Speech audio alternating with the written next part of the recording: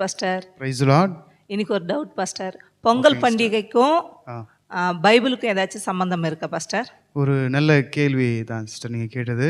இது உங்களுக்கும் பிரயோஜனமாக இருக்கும், பார்க்குற அநேகருக்கு இது பிரயோஜனமாக இருக்குன்னு கர்த்தர்களை விசுவாசிக்கிறேன்.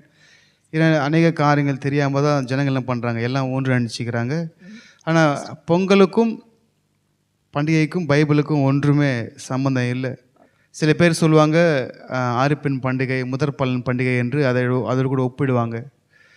லேவியராகமம் 23ஆம் அதிகாரத்தில் கர்த்தர் அதை குறித்து தெளிவாய் சொல்லியிருக்கிறாரு. நம்ம படைக்கிறது யாருக்கு படைக்கணும்னா தேவனுக்கு படைக்கணும் என்று அங்கே சொல்லப்பட்டிருக்கு.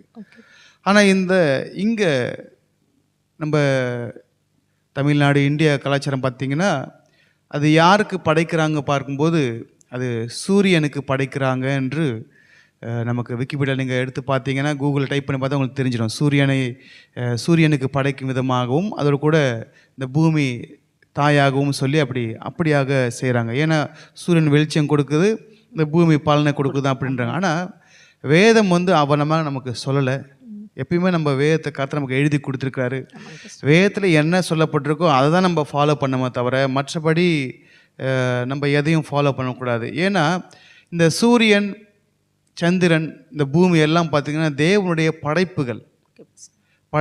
அப்போ நம்ம எதை செய்தாலும் படைப்புகளை நம்ம முன்வைக்கக்கூடாது, படைத்தவரை முன்வைக்கணும் தான் வேதம் நமக்கு வழிகாட்டுது.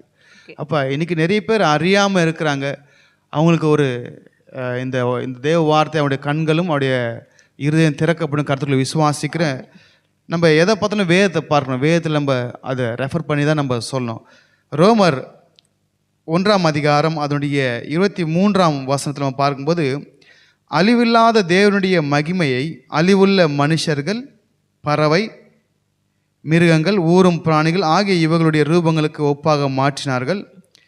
அதே 1ஆம் அதிகாரம் 25ஆம் வசனத்தில், தேவனுடைய சத்தியத்தை அவர்கள் பொய்யாக மாற்றி சிருஷ்டிகரை தொழுது சேவியாமல் சிருஷ்டியை தொழுது சேவித்தார்கள், அவரே என்றைக்கும் ஸ்தோத்தரிக்கப்படத்தக்கவர் என்று இங்கே சொல்லப்பட்டிருக்கு. அப்போ இங்கே கொண்டாடுறது பார்த்திங்கன்னா சிருஷ்டிகரை அவங்க தொழுது சேவிக்கலை, மாறாக சிருஷ்டியை தொழுது சேவிக்கிறாங்க. வேதம் சொல்லுது அவரே என்றென்றைக்கும் ஸ்தோத்தரிக்கப்படத்தக்கவர் ஆமேன் என்று சொல்லப்பட்டிருக்கு. அப்போ இதுக்கும் இந்த பொங்கலுக்கும் பைபிளுக்கும் எந்த சம்மந்தம் இல்லை. லேவியராகமம் 23 சொல்லப்பட்டது அது கர்த்தருக்கு நம்ம படைக்கிறது. ஆபேலும் கர்த்தருக்கு தான் படைச்சார், காயினும் கர்த்தருக்கு தான் படைச்சார். அப்போ கர்த்தருடையதே கர்த்தருக்கு தான் கொடுக்கணும். அப்போ நம்ம சிருஷ்டிகரை தொழுது சேவையாமல் அவர் படைத்த சூரியன், மாடு, மண்